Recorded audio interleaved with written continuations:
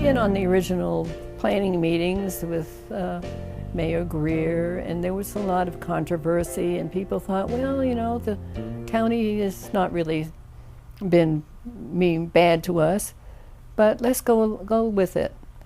And what I've seen is a lot of development in parks, and in the Evelyn Greer Park, the Sunnyland Park, and infrastructure, the sidewalks, the street lights. And now there's plans to redo the high school, which has been badly neglected over the years. I see a more viable police presence. Of course, that means you might get some tickets for not stopping at the stop street, and that's kind of annoying when nobody used to bother us with things like that.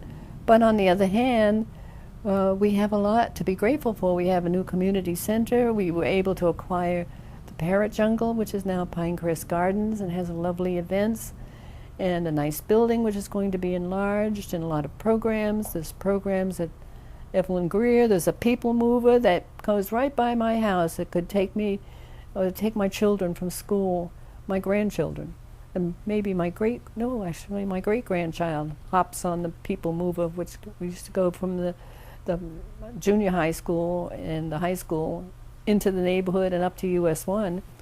And I've seen all of that happening. I've also decided that I live in a very prestigious neighborhood. People envy me. Oh, you live in Pinecrest. Oh, she lives in Pinecrest.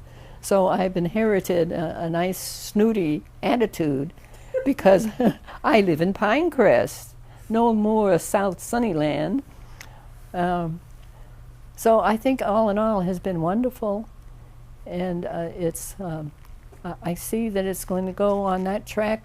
When we first moved here, there was 2 trailer parks on US 1 where the Evelyn Greer Park is. 2 trailer parks in '53, and I said, they can't be here forever.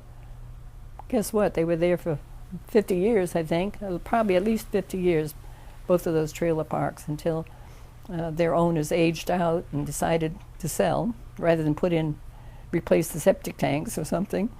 So that took longer than expected, but I'm grateful that we have improvements in that area. And we have a nicer knit community.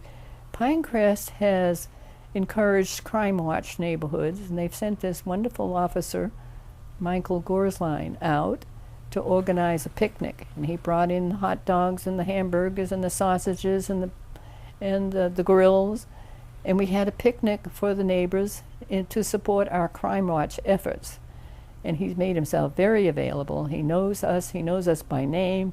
We've never had that, where, well, I remember you came to the Crime Watch, or who is that stranger that's parked in your driveway? And we're kind of keeping tabs on each other and feeling more responsible for each other. And it's due to the Pinecrest program of crime watching that has drawn everybody together and made us feel more part of a community. And now with the Pioneer Luncheons, they're even recognizing some of us old folks that have watched Shorty's and the Dixie Belle Inn burned down, have watched their revival. The Dixie Belle Inn was a restaurant, and it was in the area where Chipotle's and Starbucks is now. It was the Dixie Belle Shops.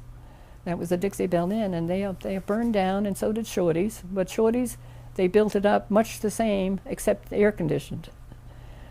And I can remember US 1 and 124th Street, there was a bar there called The Shack. It wasn't air conditioned, but it had a big screen and porch all the way around it.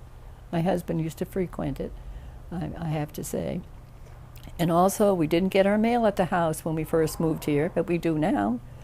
We had lines of mailboxes on posts along 124th Street, and the mailman would stop and fill them all up, and we'd have to walk down to that 124th Street to get our mail. So I've seen a lot of changes. I can't say that's due to the incorporation of Pinecrest, but it's just one of the changes that have occurred in the neighborhood over these years, which I can remember fondly.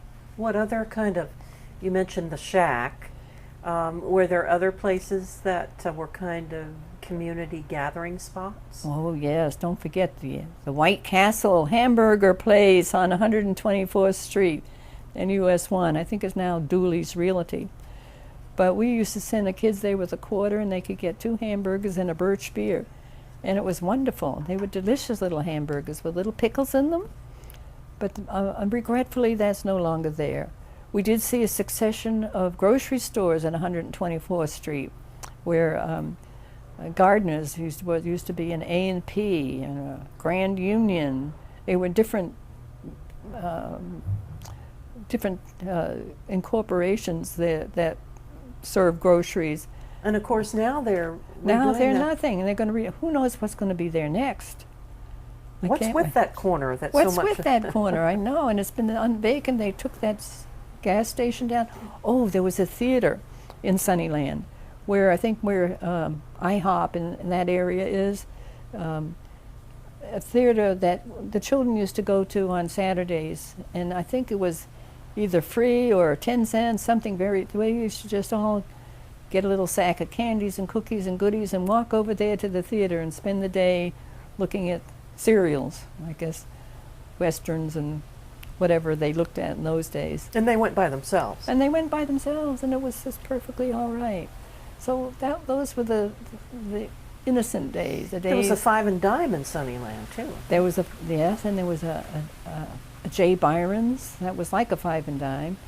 That was were you here when J. Byron's was here? I loved that store. I used to make clothes. I used to make the kids' clothes, and get the fabric there. Something I learned when I moved here. We bought a Singer sewing machine on Miracle Mile at a Singer place, and I took lessons.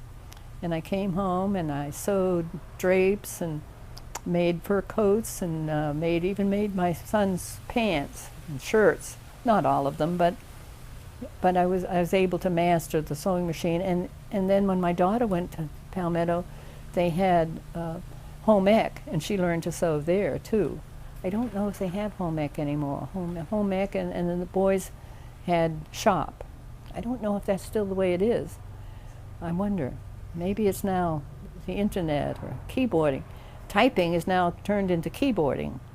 Same skills, but it's now called keyboarding. You're helping to raise your great-grandchild. What's the big difference between raising him and raising your children? There's a lot of differences. Of course, it's been a long time, so how do I remember my children from the 50s and 60s when I have somebody now in 2015 who has his own Samsung tablet and can find all kinds of programs on it and has to show me how to turn it on. And he's only 3. He's only been 3 a month. And he's so far ahead of what I'm used to with a 3-year-old. But it's fun and it's very heartening. But as I say, my children were all toilet trained by 2. When we had the diaper man come and deliver a load of diapers and a garbage pail that you wouldn't want to open without a mask.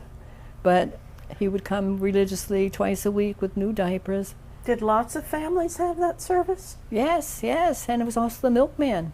We had a milkman come to the house and leave milk. Those are the real olden days. You don't see that, but we didn't have Publix. We didn't have the farm store. So you have some good things and you have some bad things. But the diapers, the new diapers, hold a gallon of water without feeling wet. So there's no incentive for my great-grandson to be potty trained, so I have to bribe him. Bribery works very well with the new 3-year-olds. I get these little Hot Wheels cars in Publix for about $1, and whenever he uses the potty appropriately, he gets a surprise. Unfortunately, he has about 30 little cars, but he still has not done potty trained. That's a disincentive, it sounds like. Yes. But he watches TV. My others who used to love to, I'd read stories to them, read books and turn the pages. that doesn't have the allure of watching TV. You can watch Power Rangers and Ninja Turtles on TV and see real beautiful graphics and artwork, and these monsters are resplendent in their costumes. I can't even compete with that with the Three Little Pigs. They're much more sophisticated. So that's just the difference too.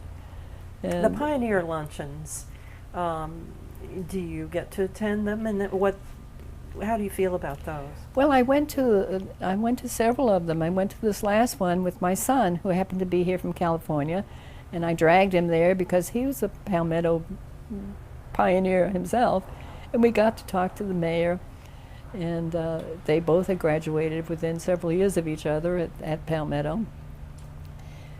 But I was surprised because the room was full of old people. I said, do I belong with all these old people? And some of them were in wheelchairs and canes and had hearing aids, and I guess I am classified in this group too, so I guess I'm going to reluctantly have to be part of the Pioneers group, like it or not. Funny, inside of yourself, you're not old.